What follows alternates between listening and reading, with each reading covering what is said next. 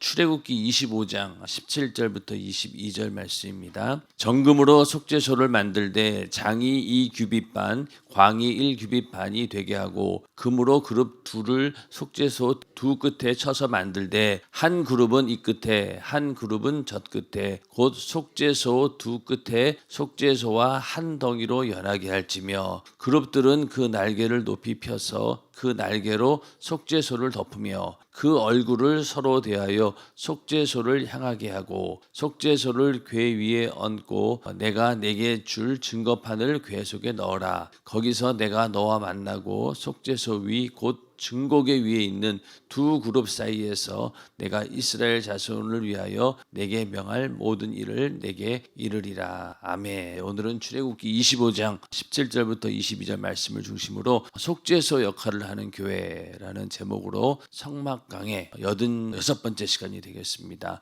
속죄소의 그 기능 가운데 여기 보면은 거기서 내가 너와 만나고 그리고 또 내가 이스라엘 자손을 위하여 내게 명할 모든 일을 내게 이르리라 이렇게 말씀하셨습니다. 그래서 속죄소는 우리의 죄를 이 당시 이스라엘 백성들의 죄를 사함받는 그런 장소였고 또 거기서 하나님의 명령을 받을 수 있는 그런 장소이기도 했습니다. 오늘 여기 말씀 가운데 보면은 그룹들은 날개를 높이 펴서 그 날개로 속죄소를 덮고 그 얼굴을 서로 대하여 속죄소를 향하게 하고 이런 말씀이 있습니다. 이 천사들이 두 천사가 있으면은 여기 가운데 여기를 딱 보고 있어야 된다는 거예요. 천사들이 그 부분에 대해서 좀 함께 은혜를 나누도록 하겠습니다. 속죄소 위에 있는 하나님의 그룹인 두 천사의 시선은 항상 하나님의 보좌를 향하고 있습니다. 이스라엘 백성도 언제 어디서나 예루살렘 성전을 향해 기도했고 그 성전을 바라보며 살았습니다. 광야에서도 성막을 중심으로 12지파가 사면에 칠서정연하게 애워싸듯 진을 쳤습니다. 포로로 잡혀가 식민지 생활을 할 때도 예루살렘 쪽을 바라보고 기도했습니다. 오늘날 이스라엘이 예루살렘을 두고 아랍인과 전쟁을 벌이는 이유도 그곳이 성전이 있던 곳이기 때문입니다. 이 속죄소에 있는 그 그룹이 그 시선이 항상 어디에 있어야 된다고 했냐면은 하나님의 보좌를 향하고 있습니다. 여기 천사들의 시선이 여기를 향하고 있다는 거죠. 여기를 향하고 있다. 그래서 이스라엘 백성들은 언제나 이렇게 하나님을 향한 시선이 고정되어 있었는데 어디에 있었냐면은 바로 성막 시대에는 성막에 그리고 성전 시대에는 성전에 있었습니다. 특히 솔로몬이 그 성전을 봉헌하면서 그때 기도했던 게 있죠. 열왕기상 8장 27절부터 30절에 보면은 그때 이제 솔로몬이 성전을 다 이제 짓고 하나님께 봉헌하면서 기도하는 내용입니다. 하나님이 참으로 땅에 거하시리이까 하늘과 하늘들의 하늘이라도 주를 용납지 못하겠거든 하물며 내가 건축한 이 전이오리이까 그러나 나의 하나님 여호와여 종의 기도와 간구를 돌아보시며 종이 오늘날 주의 앞에서 부르짖음과 비는 기도를 들으시옵소서. 주께서 전에 말씀하시기를 내 이름이 거기 있으리라 하신 곳 이 전을 향하여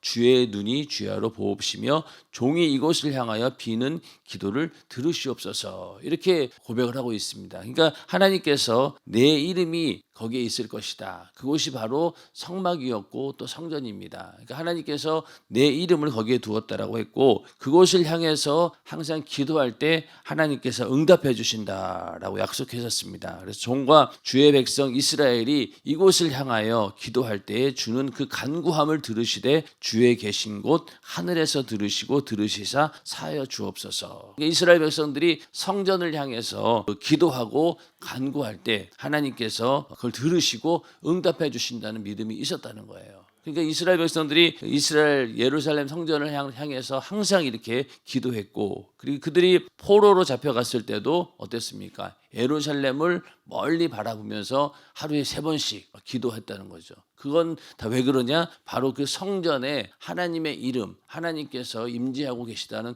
믿음 때문에 그렇게 기도했던 것이죠. 오늘날도 이스라엘이 예루살렘을 두고 싸우는 이유도 바로 성전이 있던 자리이기 때문에 지금 우리가 왜 이스라엘 성지순례 갔다 오면은 황금돔 이렇게 보이는 사진이 있잖아요. 근데 사실 그 황금돔은 성전이 아니에요. 그 아랍인들이 섬기는 그 성전이에요. 그러니까 이스라엘이 하나님이 있는 임재하는 그 성전이 아닌 거예요. 근데 그 자리를 뺏기 위해서 지금까지도 그냥 서로 막 전쟁을 하고 있는 겁니다. 그만큼 성전이 이스라엘 사람들에게는 되게 중요한 곳이고 이것이 곧 하나님이 임재하는 곳이기 때문에 성전을 어떻게든 자기네가 확보하려고 하는데, 그러나 이미 이제는 구약 시대의 성막도 사라지고 또 솔로몬이 세웠던 그 성전도 다 사라지고 이제는 교회가 세워졌고 또 우리의 심령 가운데 성령의 전이 건축되었기 때문에 우리는 그 교회와 또 내 안에 있는 성령의 전을 중심으로 우리가 신앙생활을 해야 되는 것이지 눈에 보이는 성전 그 자체가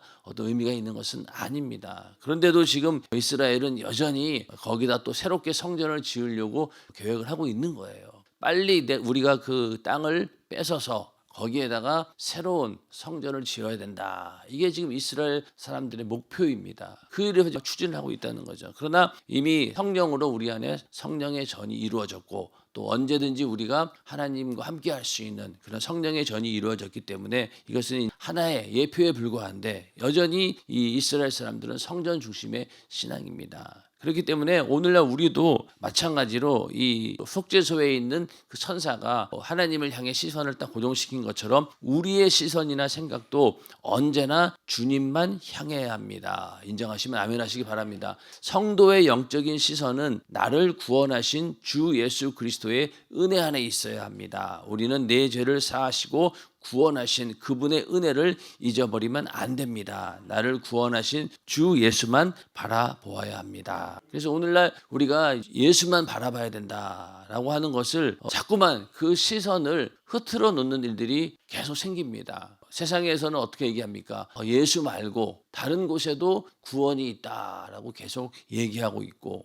그러다 보니까 거기에 또 시선이 빼앗기면 어떻게 되겠어요? 그래? 예수 외에도 다른 곳에 구원이 있다라고 하면은 그럼 내가 이렇게 꼭 믿을 필요가 없잖아. 다른 방법으로도 구원이 있는데 내가 굳이 이렇게 힘든 일을 갈 필요가 있나? 이러면서 많은 사람들이 그런 다원주의 세상이죠. 다른 곳에도 구원이 있다라고 하는 그런 곳에 미혹되다 보면은 내가 지금 믿고 있는 것이 절대적이지 못하게 되고, 그러면은 내가 지금까지 믿은 게 뭔가 한순간에 다 무너진다는 거예요. 그래서 우리는 이 내 시선이 흐트러져서는 안 된다는 겁니다. 오직 주님만 바라봐야 되고, 점점 다원주의 그런 사상들이 일반화되고 다른 종교에도 구원이 있다라고 하는 사실이 보편적인 생각인 것처럼 또 얘기가 되고, 또 거기에 막 편승해서 다른 종교들끼리 서로 화합하고 이런 모습을 볼 때 예수 믿는 것이 절대적인 진리다라고 외치는 그런 사람들이 점점 소외되고 또 핍박받게 되고 또 배타적이라고 하는 이유 때문에 교회가 막 무시를 당하고 막 그런 시대가 점점 오고 있다는 거예요.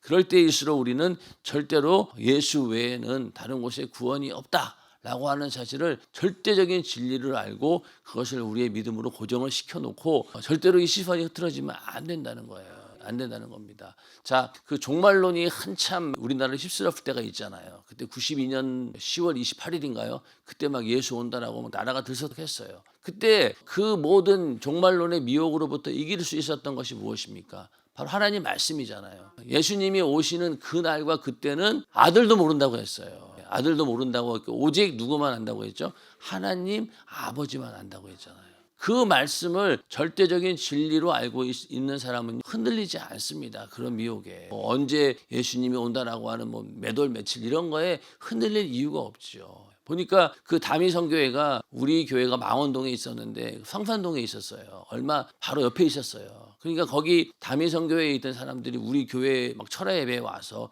기도도 하고 그랬습니다. 그리고 또 우리 목사님 설교를 막 따가지고 자기네들 그 테이프에 막 짜깁기 해가지고 넣고 그렇게 해서 사람들을 미혹했는데 우리 교회 사람들은 절대 흔들리지 않았어요. 왜? 말씀에 너무나 명확하게 나와 있기 때문에 언제 몇 월 며칠 온다라고 하는 건 저건 언젠가는 거짓으로 드러날 것이다. 아니나 다를까요? 그날 10월 28일 12시 됐지만은 예수님 오지 않았습니다. 그랬더니 막 최근에 그 뉴스를 보니까 막 올라가가지고 성도들이 다 강대상 때려 부시고 막 우리 사기당했다. 그리고 결국은 그 이면에 뭐가 있었느냐? 돈이 있었던 거예요. 성도들 헌금 다 가지고 그 목사가 그거 가지고 자기네들은 만약에 주님이 28일 날 올 줄 알았으면은 그 돈도 다 정리했어야죠. 근데 그렇지 않았다는 거예요. 그 사람들은 10월 28일 날 예수가 온다고 믿지 않은 거죠. 그 돈 챙겨가지고 뭐 잘 먹고 잘 살려고 그랬는지 모르지만은 하여튼 그렇게 미혹되지 않는 방법은요, 우리의 시선이 하나님 말씀 또 주님의 그 은혜 거기에 벗어나면 안 된다는 거예요. 하나님 말씀이 그만큼 중요한 겁니다. 아무리 세상이 요동을 치고 별의별 얘기를 다 해도 하나님 말씀이 아닌 건 아닌 거예요. 아닌 건 아닌 겁니다. 그런데도 자꾸만 사람들은 거기에 대해서 혹시 이러지 않을까라고 자꾸만 시선이 흐트러진다는 겁니다. 그래서 우리가 정말로 시선이 고정되어야 될 것은 바로 내 죄를 사하시고 구원하신 그분의 은혜. 이것만은 절대로 우리가 변해서는 안 되고 거기에 시선이 고정되어 있어야지 거기에서 벗어나면 안 된다는 거예요. 그러니까 우리가 받은 은혜 중에서 가장 큰 은혜가 바로 뭐냐? 속죄함의 은혜입니다. 속죄함의 은혜. 내가 죄사함 받아서 그 죄사함의 은혜로 지옥에서 빠져나와서 영원한 천국으로 가게 되었다라고 하는 너무나 당연하고 또 우리가 너무나 많이 들었던 그 진리, 이것만은 절대로 우리가 잊어서는 안 된다는 겁니다. 그래서 오직 나를 구원하신 주 예수만 바라보아야 합니다. 기도할 때도 마찬가지죠. 기도할 때도 우리가 하나님 말씀을 붙들고 오직 주님만 바라보고 이 기도가 약속하신 말씀대로 반드시 이루어진다라고 하는 믿음으로 끝까지 그 시선을 잃어버리면 안 되는데 어떻습니까? 기도 응답이 더뎌지고 또 이게 되려나 모르겠나라는 의심도 들고 그러다 보면은 결국 가서는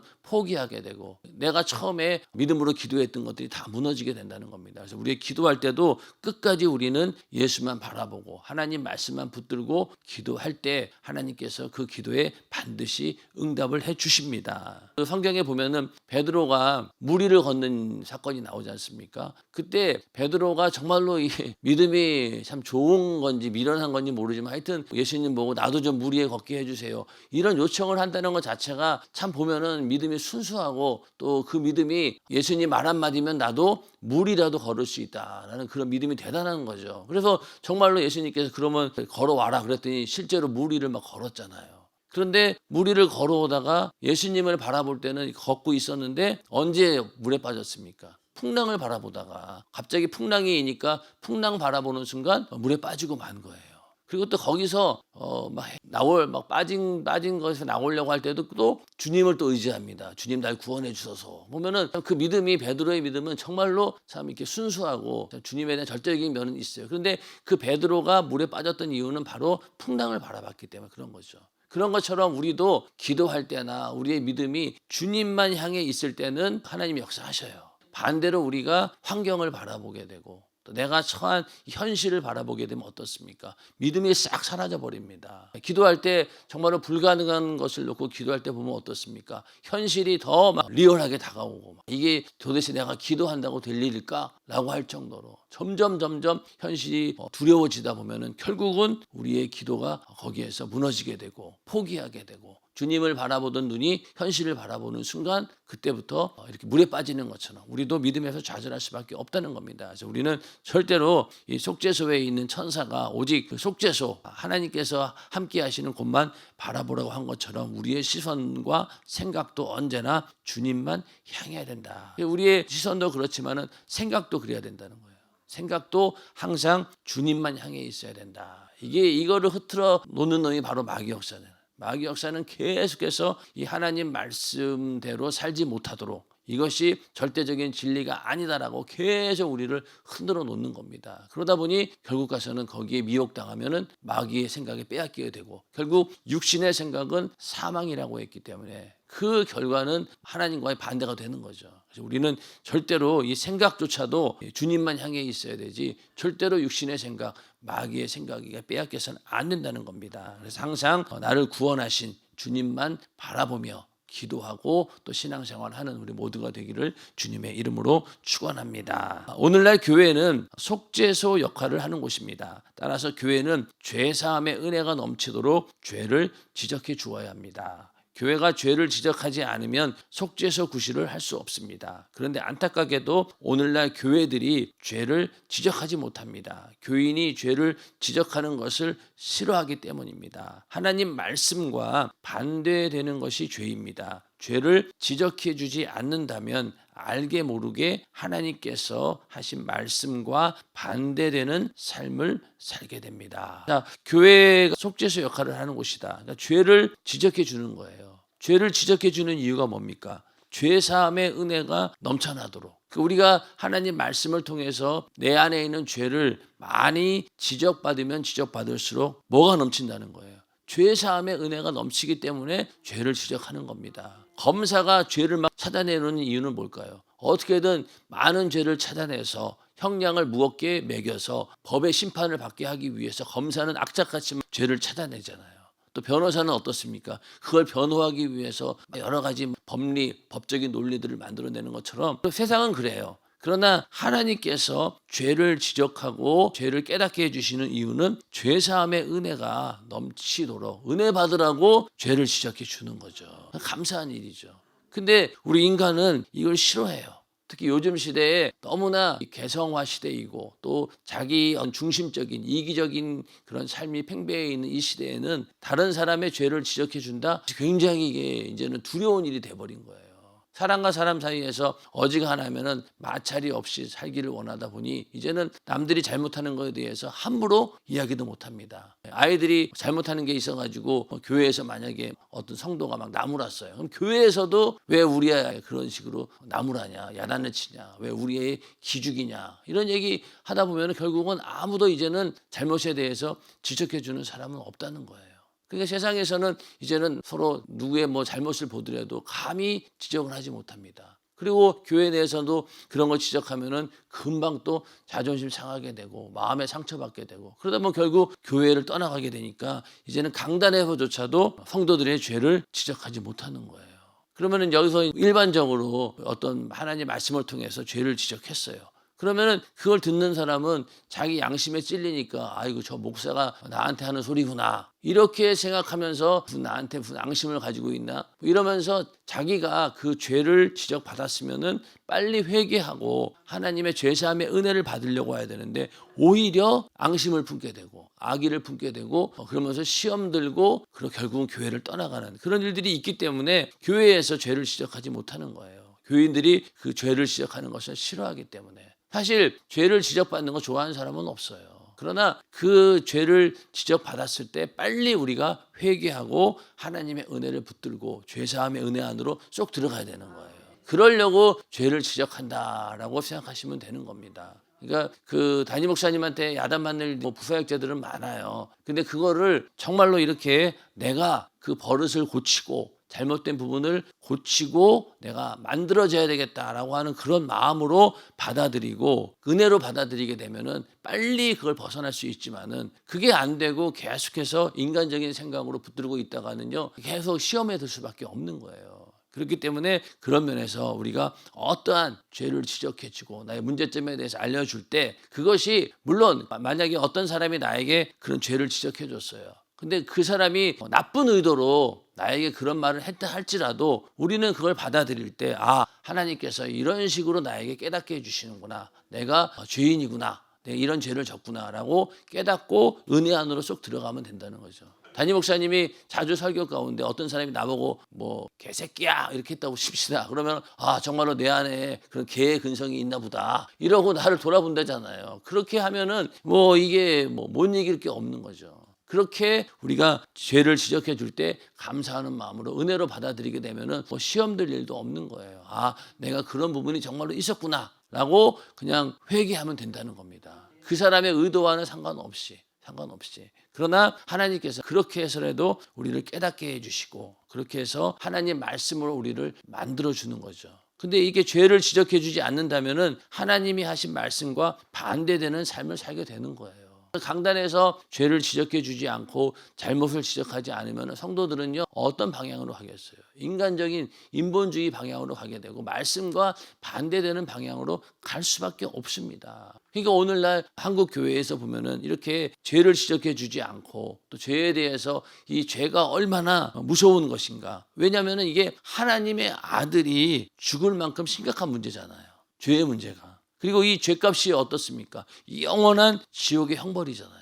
영원히 다시는 돌아올 수 없는 형벌을 받는 것이 바로 죄의 대가인데, 이렇게 무서운 죄에 대해서 알려주는 것이 교회인데 그 기능을 못한다라고 하면 어떻게 되겠어요? 그 죄에 대해서 사람들이 방종하게 되고 죄를 하찮게 여기게 되고 그까짓 거 죄지면 어때? 또 뭐 회개하면 되지. 이런 식으로 방종할 수밖에 없다는 겁니다. 그래서 오늘날 교회는 끊임없이 죄를 지적하여 성도로 하여금 회개하도록 만들어 주어야 합니다. 인본주의에서 신본주의로, 세상 사람에서 하나님의 사람으로, 육신에서 난 사람에서 하나님에게서 난 사람으로, 사람의 자식에서 하나님의 자녀로 신분을 바꾸도록 성도를 변화시켜 주어야 합니다. 이런 기능을 교회가 해야 된다는 거예요. 그런데 이런 기능을 하지 않고 그냥 성도들에게 편한 말, 좋은 말만 해준다라고 하면은 결국은 그 성도들은 영적으로 성장할 수가 없습니다. 죄를 깨닫고 나를 고치고 나를 계속해서 만들어 가려고 할 때 신앙의 성장이 있는 것이지, 그냥 좋은 말만 들어가지고는요 절대로 이게 신앙의 성장이 있을 수 없어요. 자식들을 왜 야단칩니까? 부모가 말하는 대로 만들어지길 원하고 그 버르장머리를 고치기 위해서 야단치고 매도 드는 거잖아요. 근데 만약에 하나님께서 그러한 우리의 기능이 없다라고 하면 어떻게 되겠어요? 우리는 그냥 철딱선이 없는 그런 어린아이 같은 신앙생활에 머무를 수밖에 없는 겁니다. 그래서 정말 하나님께서 징계도 내리시고 막 이렇게 그런 게 감사한 거죠. 왜 나를 성장시키신다. 그런 의도를 가지고 우리를 야단치고 또 죄를 지적해 준다라고 하니 감사한 일이죠. 근데 어린아이 같은 신앙은 어떻습니까? 그냥 야단맞는 것 자체가 그냥 엄마가 원망스러운 거예요. 그러니까 철이 없을 때는 다른 엄마가 야단치는, 부모가 야단치는 그 내용을 봐야 되는데 뭘 봅니까? 엄마가 지금 나를 막 야단치고 매를 들었다라고 하는 그거 자체만 보니까 아이들이 그냥 그걸 못 받아들이는 거예요. 그러나 철이 들면 어때요? 아, 이렇게 야단치시는 이유가 있구나. 아, 이러이러한 이유 때문에 그렇구나라고 빨리 깨닫고 돌이킨다라고 하면은 그 버르장머리를 고친다는 거죠. 근데 이거를 끝까지 받아들이지 못한다. 그럼 결국은 거기에서 벗어나지 못하는 겁니다. 자기의 한계 안에 가둘 수밖에 없다는 거예요. 그래서 성도를 변화시켜 주기 위해서는 이렇게 끊임없이 교회는 죄를 지적하고 잘못된 부분에 대해서는 분명히 말씀을 통해서 알려줘야 된다는 거죠. 그래서 우리가 그렇게 내가 죄를 지적받고 내 안에는 죄가 발견되었을 때 감사하는 마음으로, 아, 내가 죄사함의 은혜를 받을 수 있는 길이 열렸구나라는 그런 마음으로 우리가 하나님의 은혜 가운데 있음을 확증하면서 감사하는 우리 모두가 되기를 주님의 이름으로 축원합니다. 그렇게 했을 때 우리의 신앙생활이 점점 성장이 있는 것이죠. 그거 몰라요. 자기 자신은요 절대로 모릅니다. 자기 자신이 스스로 깨닫고 하는 것보다는 오히려 옆에 있는 사람들이 더 정확해요. 그러니까 그런 부분에 대해서 우리가 빨리 받아들이고 나를 고쳐나갈 때 하나님께서는 그러면은 이제 어떻습니까? 아, 계속해서 죄를 지적해지고 깨닫고 회개하고 만들어져 봤을 때 하나님 입장에서도 그럼 그 다음 또 그 다음 계속 발전적으로 더 많이 깨달을 수 있도록 해주지 않겠습니까? 그런데 만약에 그걸 딱 막아놓으면은요 더 이상은 진전이 없어요. 하나님께서도 너는 거기까지구나. 더 이상 얘기해봤자 소용없다. 그러고 그냥 딱 닫아버리게 되면은요 그 이상으로는 절대로 발전할 수 없다는 거죠. 그런 부분에서 우리가 이렇게 교회는 그런 기능을 해야 된다. 그래서 이렇게 신분을 바꾸도록 성도를 변화시켜 줘야 된다. 우리 왜 그 기도의 제목 쭉 보면은 나오잖아요. 어떤 사람에서 어떤 사람으로. 그게 전부 다 보면은 예전에 이런 사람이었는데 이런 사람을 바꿔달라고 기도의 제목도 전부 다 그거잖아요. 40일 작전 기도 그 기도 보면은요 어때요? 이런 사람에서 이런 사람으로, 이런 사람에서 이런 사람으로. 전부 다 기도 제목이 다 그거예요. 우리가 그렇게 만들어져야 된다는 겁니다. 속죄소가 죄를 속하는 곳이었다면 오늘날 교회도 죄를 사해주는 기능을 제대로 수행하는 곳이어야 합니다. 교회가 죄를 사해주는 기능이 있다라고 하는 것은 우리가 교회에 와서 하나님 말씀을 듣고 예수의 피의 공로로 뜨겁게 회개하고 그렇게 할 수 있는 장소가 어디냐고요? 교회라는 거예요. 교회에 와서 예배드리면서 말씀 듣고 죄를 깨닫고 회개하고 그러면서 하나님의 은혜를 체험하게 되고 그런 기능을 교회가 제대로 수행해야 된다. 그래서 교회는 날마다 예수의 피가 강물을 이루며 죄사함의 은총이 충만히 넘치는 은혜의 성막, 은혜의 속죄소가 되어야 하는 것입니다. 이 기능이 계속 나타나야 된다는 거죠. 교회에 딱 그러면 와서 말씀 듣고 내가 죄를 깨닫고 회개하고 예수의 피의 공로 의지해서 죄사함 받고 죄사함 받은 은혜에 감사하면서 또 우리가 신앙생활하고 그런 일들이 계속 반복되도록 만들어주는 곳이 바로 어디냐면 교회라는 거예요. 교회에 모여야 되는 이유가 바로 여기에 있는 거죠. 혼자서 물론 기도하면서 깨달을 수도 있겠지만은 하나님께서는 교회로 불러주셔서 모이는 자리를 통해서 예배를 통해서 말씀해 주시고 그 말씀을 통해 죄를 깨닫게 해주시고 그리고 우리는 또 예수의 피의 공로 붙들고 회개하고 그렇게 해서 거룩함을 입고 성령 충만함으로 또 세상으로 나갑니다. 나가서 또 영적인 싸움 또 복음을 전하고 그러다가 다시 또 교회에 와서 예배 드리면서 내가 잘못한 부분에 대해서 회개하고 하나님의 은혜로 또 충만해서 또 나가고 이게 반복이 되는 것이죠. 그렇기 때문에 오늘날 교회는 그런 기능을 제대로 해야 된다. 그래서 교회가 그렇게 이런 기능을 제대로 수행할 때 그때 비로소 교회가 예수님과 동일한 능력과 이적이 나타나게 되고 또 그로 인해서 교회가 세상을 변화시킬 수 있는 겁니다. 이 기능이 제대로 수행되지 않으면요 절대로 성도들의 영혼도 변화시키지 못하지만은 세상도 변화시킬 수 없어요. 오히려 반대가 되겠죠. 교회나 세상이나 똑같은데 누가 교회에 오겠냐고요. 그렇지 않겠습니까? 교회에 와서 좋은 소리나 하고 그냥 귀에 듣기 좋은 소리 그리고 인생 살면서 성공할 수 있는 그런 이야기 그러면은 교회에 올 이유가 없잖아요. 교회에 와서 우리가 그거 들으려고 교회에 옵니까? 아니잖아요. 우리는 죄사함의 은혜가 있음을 확증하고 하나님 말씀을 통해서 죄를 깨닫고 그 은혜를 받으려고 우리가 교회에 오는 거죠. 세상이 줄 수 없는 그거를 얻으려고 오는 건데 세상에서 주는 거 그거 얻으려고 여기 오는 사람 바보죠. 그건 이제 세월 지나고 나면은 다 떨어져 나가요. 교회만 가면 그런 소리 들을 수 있나? 요즘에는 널린 게 그런 소리인데 그러다 보면은 결국 교회가 제 기능을 발휘할 수 없다는 겁니다. 교회는 항상 예수의 피가 강물처럼 넘쳐나야 된다는 이유는 언제든지 죄를 가지고 회개하는 자에게 하나님의 은혜를 줄 수 있는 그런 교회가 되어야 된다는 거죠. 그러다 보면은 죄를 이기게 되고 죄를 짓게 하는 놈이 누굽니까? 마귀 역사잖아요. 그러니까 마귀 역사를 이길 수 있는 능력을 이 회개를 통해서 이루어지게 하고 점점 우리도 마귀 역사의 싸움에서 이길 수 있는 그런 능력이 생긴다는 거죠. 그러면 결국은 그런 성도들이 세상에 나갔을 때 어떻게 되겠어요? 세상이 변화될 수밖에 없겠죠. 가정이 변화되고 직장에서 복음 전도라는 게 뭐예요? 한 영혼을 지옥에서 건져내는 거잖아요. 그 능력은 어마어마한 겁니다. 그런 능력들이 나타나게 될 때 세상은 변화되는 것이죠. 그래서 이러한 기능이 교회에서 계속해서 일어나야 되고 특히 우리가 속한 동탄연세중앙교회에 바로 이러한 기능이 제대로 나타나고 수행되기를 주님의 이름으로 축원합니다.